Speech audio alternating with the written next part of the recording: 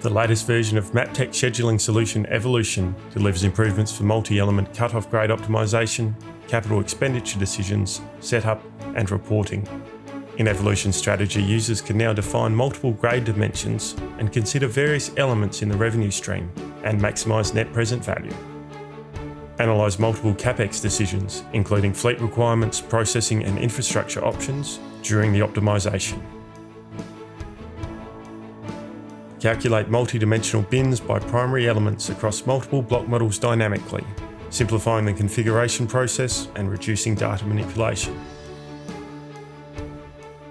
Track and report on revenue and recovered metal per element when more than one element is involved in the optimisation, and store and run parameters for auditing. Predefined reporting allows analysis through multiple reports and graphs that support the decision-making process. Evolution Origin updates include haulage improvements, dynamic blending, additional constraints, and scripting for dependencies. Reporting improvements provide better granularity of results.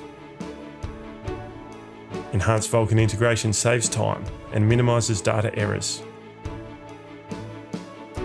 Evolution users can now streamline licensing, version upgrades, and support needs through Maptek account.